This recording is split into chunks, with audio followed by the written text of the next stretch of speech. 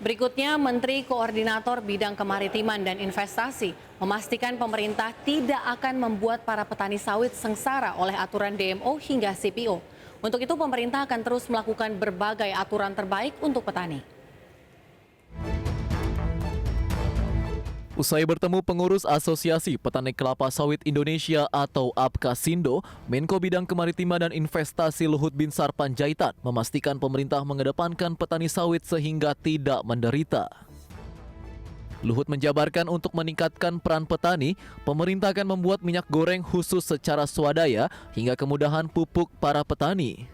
Terlebih peran kontribusi petani dipandang akan terus menggeliat seiring dengan meningkatnya penggunaan CPO dalam peningkatan B30 menjadi B40 sehingga diharapkan harga tandan buah sawit atau TBS mampu meningkat. Dan tadi saya sudah berembuk, berbincang, tadi kami akan nanti coba membantu tadi mengenai PKS untuk swadaya, kita bikin pabrik minyak goreng untuk swadaya. Kemudian juga tadi pupuk kita mau bicarakan ini, kemudian juga tadi mengenai pemotongan 20-25%, tapi kalau nanti ada PKS sendiri tidak perlu lagi ada ini. Kemudian tadi apalagi tadi itu penghutang ekspor sekarang saya kira sudah akan turun. Tadi sudah kita brief, angkanya saya kira akan bagus dan kita akan naikkan B30 sampai ke B40. Di sisi lain, untuk tuntutan petani mengenai pungutan ekspor, pemerintah memastikan saat ini pungutan ekspor dipandang akan turun sesuai pembicaraan yang sudah dilakukan pemerintah dengan pengurus APKASindo. Terlebih Luhut memastikan pemerintah tak akan meninggalkan petani. Dari Jakarta, Ade Firmansyah, IDX Channel.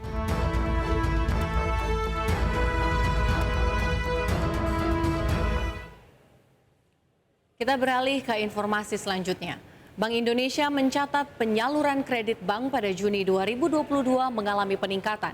Permintaan pembiayaan baru terindikasi tumbuh positif dari sisi rumah tangga pada Juni 2022.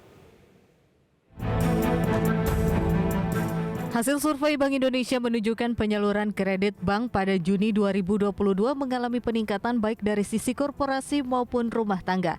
Hal tersebut tercermin dari saldo bersih tertimbang pembiayaan baru korporasi yang tumbuh 16,4%, lebih tinggi dari saldo tertimbang Mei 2022 sebesar 12,1%. Begitu juga dengan saldo bersih tertimbang penyaluran kredit baru sebesar 86,7%, lebih tinggi dari bulan sebelumnya sebesar 43%.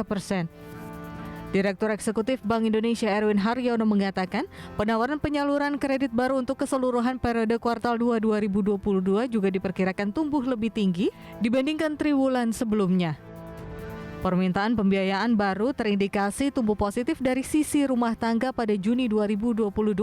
Mayoritas rumah tangga memilih bank umum sebagai sumber utama penambahan pembiayaan dengan jenis pembiayaan yang diajukan mayoritas berupa kredit multiguna.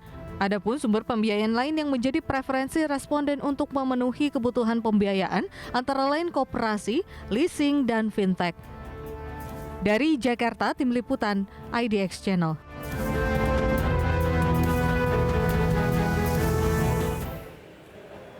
Pemirsa, tetaplah bersama kami karena News Screen akan segera kembali.